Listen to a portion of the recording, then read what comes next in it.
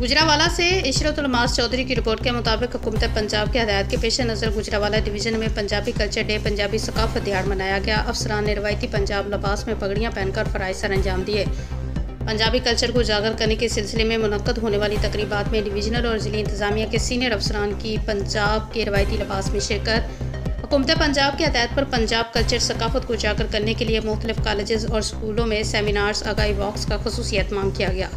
सकाफत किसी भी कौम के लिए कलीदी हैसियत रखती है। कमिश्नर सैयद नवीद हैदर शराजी, हम दुनिया भर में पंजाब की सकाफत को उजागर करके ये पैगाम देना चाहते हैं कि हम पुरअमन लोग हैं। जिंदा कौमें अपनी सकाफत को उजागर करने के लिए रवायती त्यौहारों और इलाकाई तकरीबात का इनेकाद करती हैं। 5 दरियाओं की सरजमीन पंजाब मोहब्बत अमन वफा की धरती है।